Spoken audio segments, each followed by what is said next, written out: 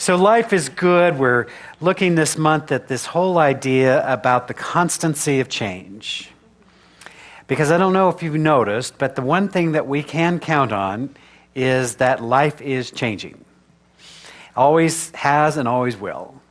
And so we have some options available to us. One is to resist it and then change. Or, right? I always love Byron Katie when she talks about having this argument with reality, and reality always wins. That, we can resist that life is changing. But I find great spiritual practice in being aware, in realizing what is the nature of life. You see, the Buddha came forth to help us to understand that the suffering that we experience comes as a result of either our resistance or our attachment. That everything that causes suffering for us, not pain, but what causes suffering for us, is our resistance to what is, or trying to keep things to be the way they are. Now, I know none in this enlightened group here ever do that, but sometimes it happens. You might know people out there in the world that this will be helpful information for. So I call it the constancy of change. The Buddhist tradition is the impermanence of everything. And so here's the question, and what I think is really interesting is we are looking at how do we expand and dissolve the self. That's the title from today's talk. I like to check from time to time to see what my title is, to see if I do in fact want to speak to that or not. I write these titles ahead of time, and sometimes it matches with where I am. But this idea was taken from Jack Kornfield. In fact, I've been using this book this whole year, actually, A Path with Heart. And Jack Kornfield is so brilliant in terms of speaking to this. The subtitle of the book is called A Guide Through the Perils and Promises of Spiritual Life. I love that, because not everybody tells you about the perils. Everybody talks about the promises. That if you'll just be a more spiritual being, more grounded in spirit, life will be happy and healthy and lovely and wonderful all the time. But there are moments in the spiritual journey that are disturbing. Just telling you. There are moments in the spiritual journey which is when it all feels like it is falling apart. There are moments, and St. John of the Cross spoke of this idea of the dark night of the soul. That point in the spiritual journey when we no longer feel the connection with the divine. We've done this work, we feel connected, and then it is as if it's not there anymore. And it is a disturbing and troubling time when we've known the divine and now can't sense it. But you see, when these things happen, there is a death and a rebirth that is taking place. And so I kind of like that he speaks to this. I like that he speaks to the idea that if we are to grow and evolve as beings, we should be aware of both the promises and the perils of the spiritual life. We should be aware that we are never quite complete, and that all of this comes out of the realization of the divine self. You see, if I ask you, who are you? You would have all kinds of answers for me. From the most superficial, the ways we identify ourselves. I'm a man, I'm a woman, I'm a wife, I'm a husband, I'm a student, I'm an engineer, it's what I do, all of those sorts of things. As we go deeper, we can begin to explore who are you, and we might move into this sense of that I am a spiritual being, that we have this greater sense of my connection with the one. And so in the spiritual journey, the most important question we can ask is, who am I? How do I define myself? What makes me, me? It's an interesting question, isn't it? Because part of the journey, part of the evolution of our being as we are here begins by this process of figuring out what is me and what is not me. I think it's interesting as babies are born, they are not differentiating between me and not me. They're just here, and that's why we love them. They just emanate presence.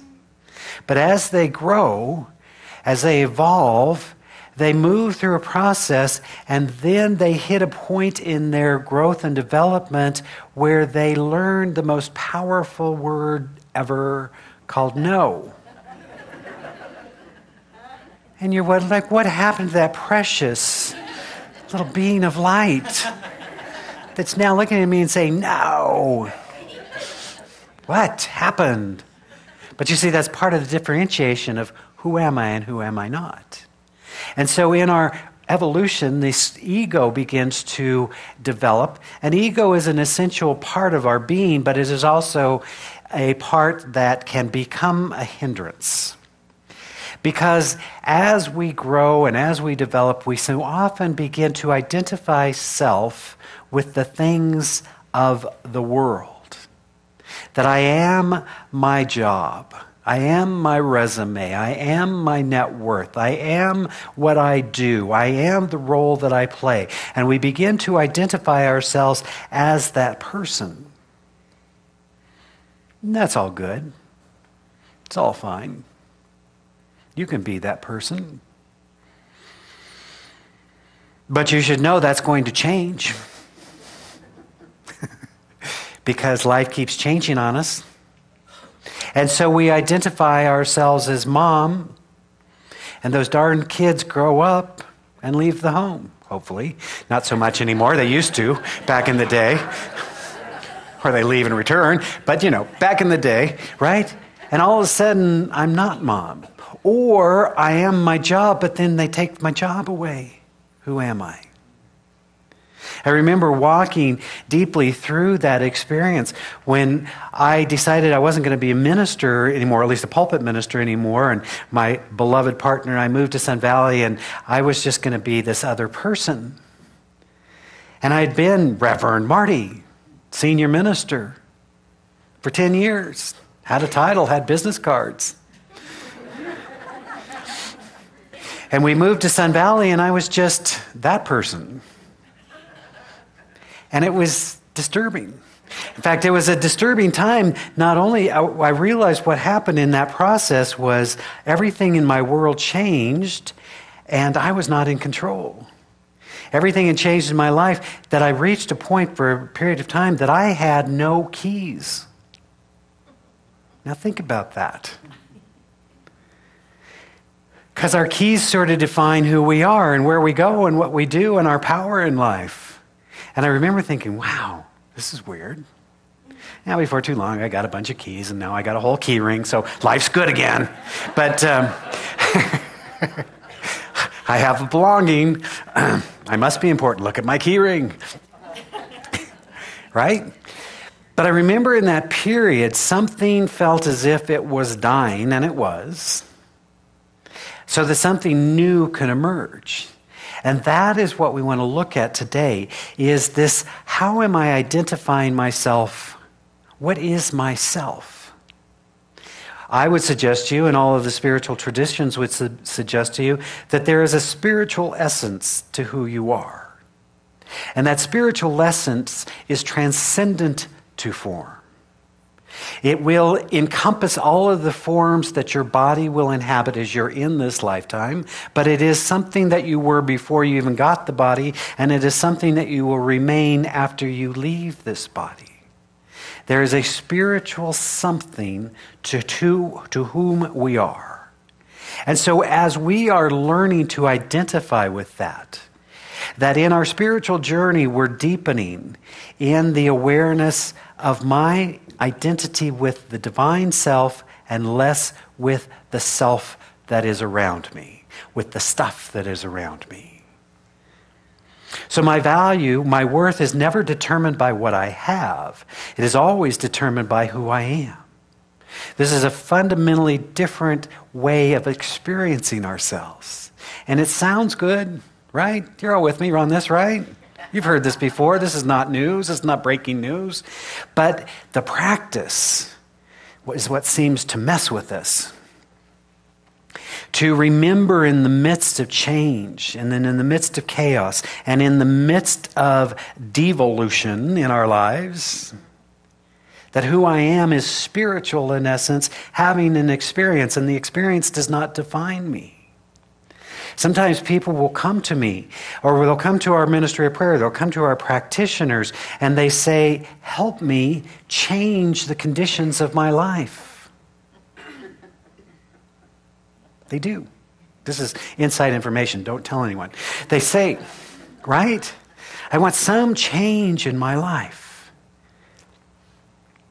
And then we get the privilege and opportunity to say, how are you willing to change? And they're saying, you did not hear me. I want that to change. Are you clear now? Are you getting this? And I say, yes. How are you willing to change? Because if the outer is simply a reflection of the inner, where might we want to start? At the inner. So I'm constantly intrigued by what is happening for us is that we're getting to have a larger perception of reality.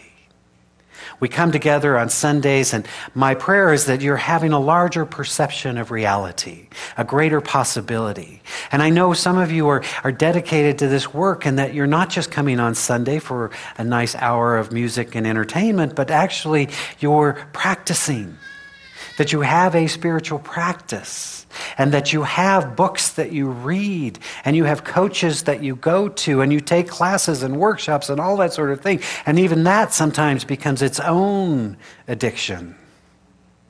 Like my enlightenment is just one class away, one book away. I went to a speaker the other night. I'll speak about him, and it was wonderful. And I knew it was a book from his book, and I was excited to hear him, and it was wonderful how it all unfolded. And I was like, I'm not buying the book. I'm not going to do it, right? Because I have a few books. I have more books than I have space, as it turns out. And so I'm like, I'm not going to do it. I did it. And it was great. But I was conscious and aware that it's not the thing that transcended, but there's some great information, one more piece. And he's speaking to this idea that we have a larger perception. You see, he spoke and reminded me of this brilliant thing that happened many years ago. Not that many years ago, but a number of years ago. How humanity fundamentally shifted. The moment the pictures of Earth were sent back to us from space. It gave us a new perception of who we are. We can all imagine on this screen the picture of planet, this beautiful blue planet. And what you can't see is any borders.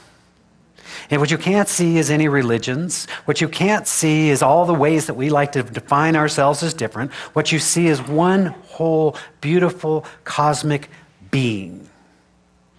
Something shifted for us in that moment. We had a new perception of reality. And so now we're trying to grow into that perception. You see, Gene Houston was invited to interview astronauts after they had walked on the moon and asking them to remember what they saw and what they experienced and what they felt. And what was interesting is that most of them didn't have a really profound experience of how it felt and what that was. Even after doing some hypnosis and all kinds of things, it was not so much about that experience. And I sort of liken that to the experience of if you do something all the time, then you're just in your job. So if your job is to deliver babies, that's what you do. Even though it's I was sharing earlier that one of the most transformative moments in my life was being present as my great nephew was born. It changed me. Right? The doctor was just delivering a baby. Now I'm sure he recognized the beauty, but that was his job. For me, it was a life transcendent experience. And so they were having this conversation. Imagine, if you will, standing on the moon, walking on the moon. walking through outer space, looking back at that.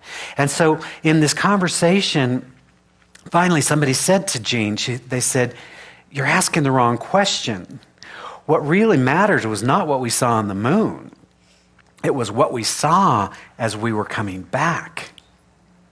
You see, Edgar Mitchell had a cosmic experience that led to the creation of noetic sciences. Noah being the intuitive self, the Greek for the intuitive self, of this knowledge and awareness that happens when we see and feel and sense the larger experience. A couple of different cosmonauts said, one said, Boris Yolinin, sorry, I'm not good with my Russian anymore, during a space flight, the psyche of each astronaut is reshaped. Having seen the sun, the stars, and our planet, you become more full of life and softer.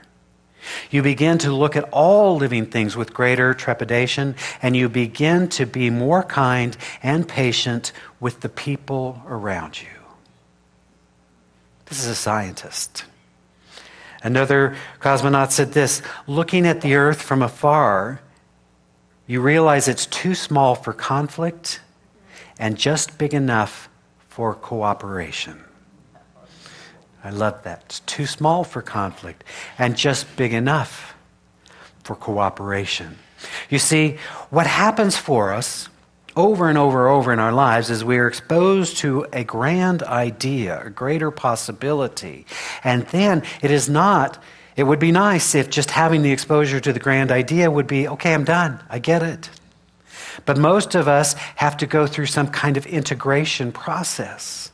So a number of years ago, our founding fathers came together and they wrote a Declaration of Independence. They wrote a Constitution, and they started to put forth some dramatic ideas. And they said, all people are created equal. They were white property owners, white men. Had no idea what they unleashed on the world.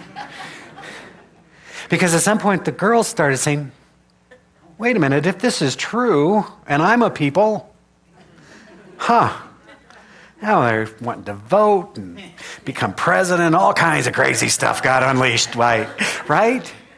So we have a grand idea, and then we move to it. I remember having this sense of possibility when I stepped into a Science of Mind center many years ago. And the last 30 years have been about integrating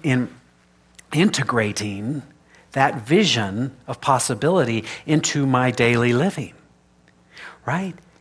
So I couldn't help but be struck yesterday. Yesterday, in case you didn't know, was the 50th anniversary of Selma. And Selma was one of those defining moments in our history. What happened was a nonviolent protest was met by horrible violence. But more important than that was it was met by TV cameras that put that on the news, and it became a part of our collective psyche. And we said, oh no, this cannot stand. And so we looked. It was instrumental in the passage of the Voting Rights Act and the Civil Rights Act, and all of that sort of thing happened because there's many defining moments. That was one of them. We had a larger perception of who we are. So I was literally moved to tears yesterday. I didn't catch all of it, but I caught the moment when the Air Force One landed and the steps came up to the side of the plane and the door opens and there stands this amazingly beautiful African-American first family. 50 years later, we're looking at something that 50 years ago couldn't even be conceived. Right? Now, are we done? No, we're never done. Now people think that they can get married just because they love each other. Well, we know that can't be. What's wrong with you people? I'm looking at you two. They're all in love and...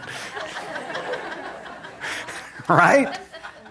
But the old always struggles with the new because we integrate yes, we believe in equal rights for all, but not quite so much for you two. Sorry.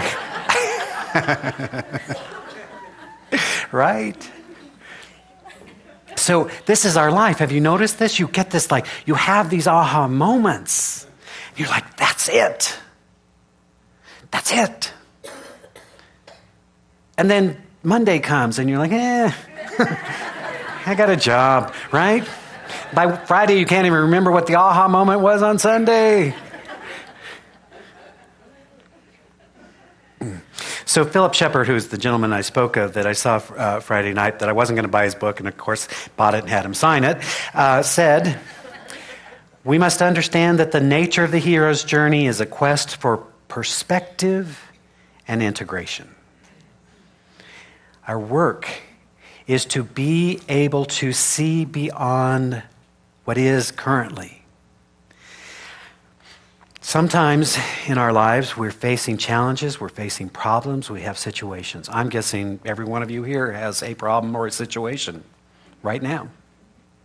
And what tends to happen for us is we get so into the problem. And that's what we see is the problem. Sometimes we think, aha, I have this problem. What shall I do? I know.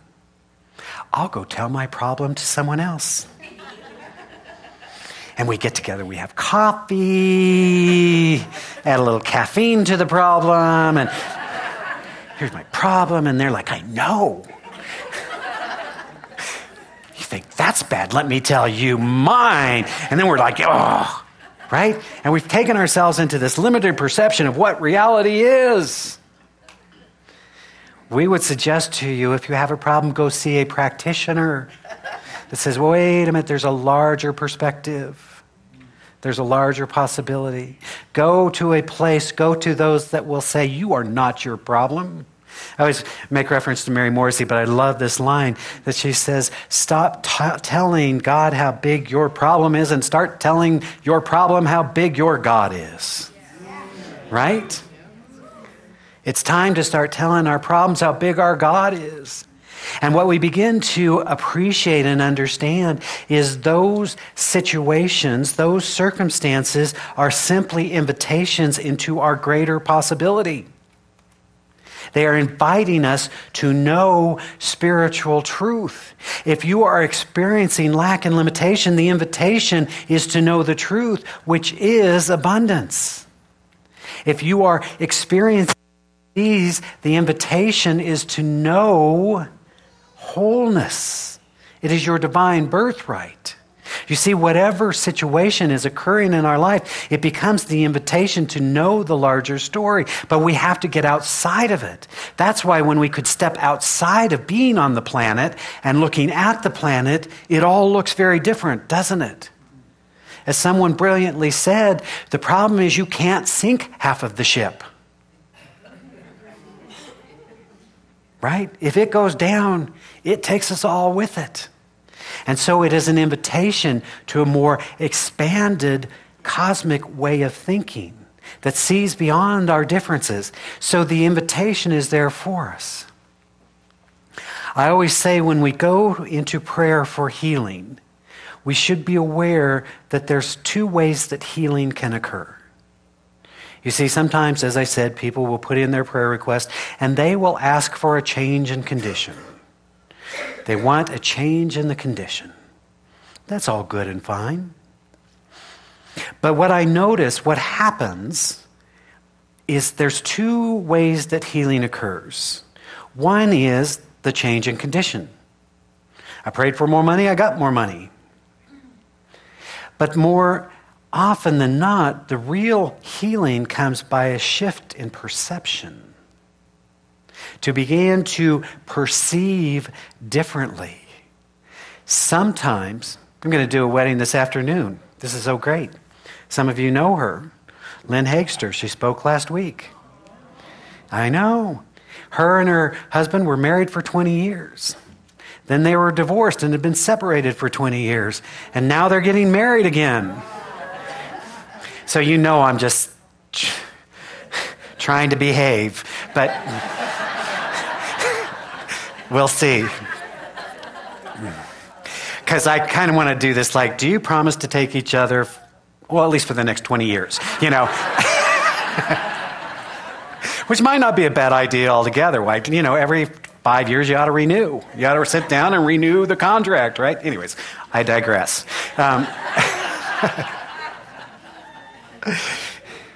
So healing comes about in one of two ways. Conditions change or perceptions change. We see again through eyes opened. We feel again through a heart opened. We sense again from an expanded point of view, and we begin to see ourselves not as our problem, but as a spiritual being that's having this human experience. And if we're wise, we begin to use that human experience to help us be more transcendent, to transcend what was.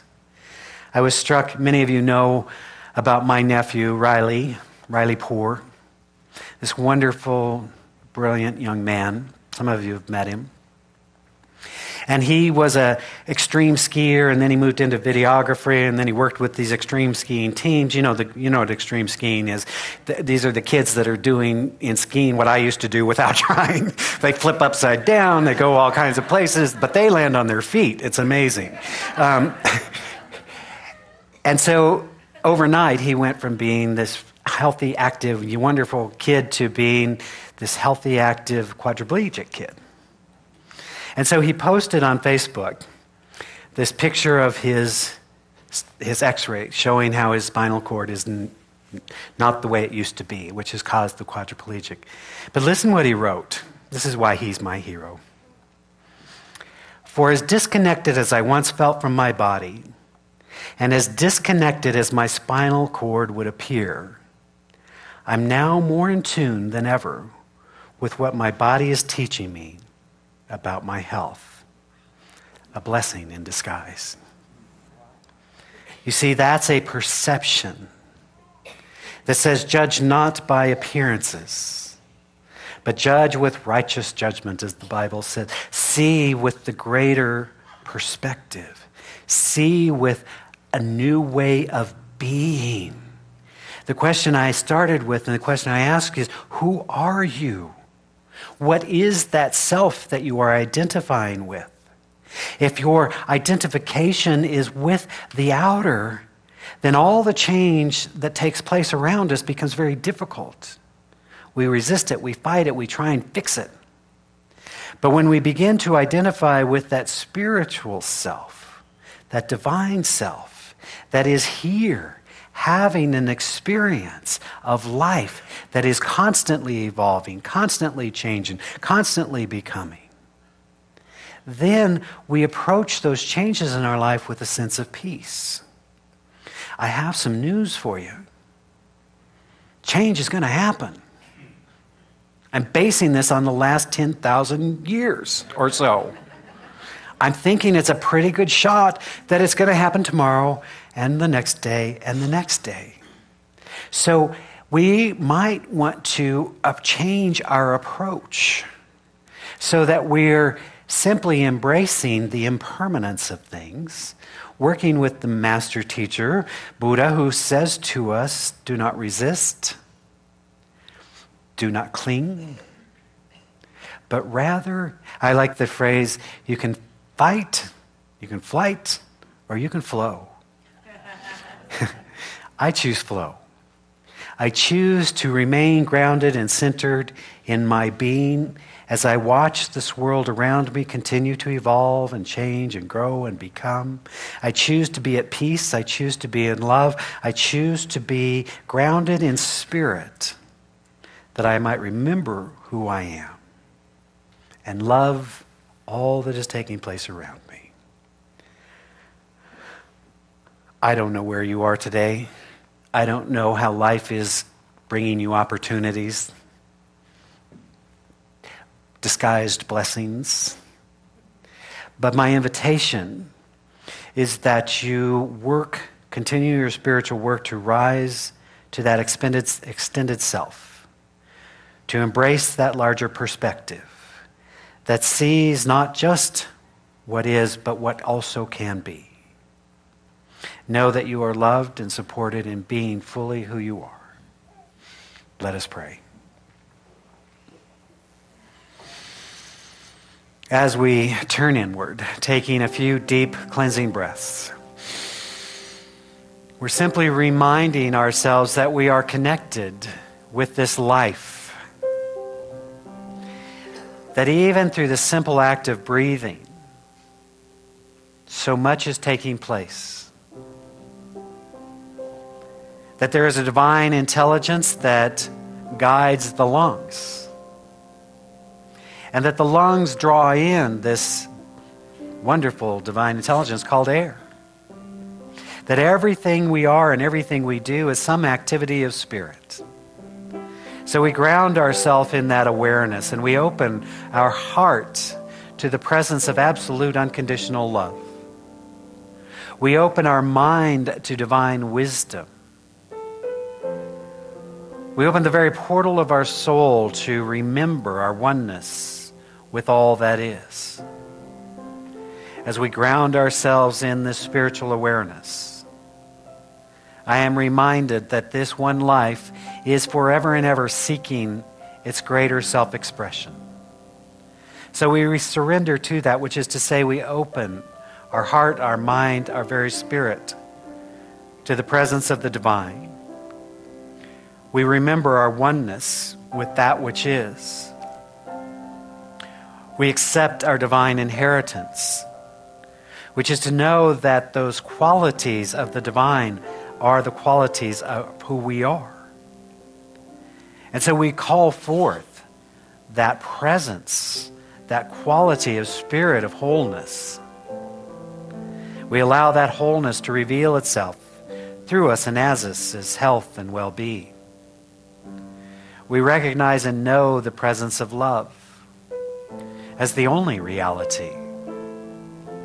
So fully and freely we forgive ourselves and those who we perceive to have harmed us. We move into a state of grace, into a state of unconditional love that allows our relationships to heal and transform, that allows us to walk as a bright light through the world, attracting a greater good and a greater possibility. We know that right here and right now we are abundant beings because the very source and substance of who we are is creative by its very nature. So we open ourselves to joyously give and graciously receive of this infinite bounty. How good it is to know this spiritual truth, to ground ourselves in it, to know despite any apparent condition or circumstance, there is that which remains eternally the same, the spirit of life within us. So we identify ourselves fully and powerfully with that. We know in this moment we are blessed beyond measure. We have been given the greatest gift there is, which is that of life, and our opportunity to bring greater life forward. As we are blessed, we extend a blessing. We begin by blessing this spiritual community, this idea, this divine idea unfolding as a light community, bringing forth greater love, greater awareness, greater truth into the world. We extend that blessing to bless our brothers and sisters around the planet today. We're sensing and knowing that picture of planet Earth floating in a sea of darkness with light all around. We're holding the high vision for a planet at peace and in harmony. We're holding the high vision for a world that works for all. We're committing ourselves to be a part of that unfolding vision. And as always, we bless all priests, rabbis, ministers, teachers of every faith and every faith tradition. There are many pathways to the divine, and so we honor and celebrate them all. I invite you in this moment to simply place your hand over your heart. And as you sense and feel that divine intelligence which is causing the heart to pulse, the lungs to breathe, we remember that it is this divine intelligence that seeks its highest expression through us. And so we say yes to it. We remember that that which we seek is also seeking us. And we make ourselves available to our greater good. It is with a profound sense of joy and gratitude that I simply give thanks for this truth, for this awareness. And as I speak this word of truth, I release it into that law of mind, knowing that it is already established. It is already so. In joy and gratitude, then, I simply allow it to be so, as together we say, and so it is. Amen.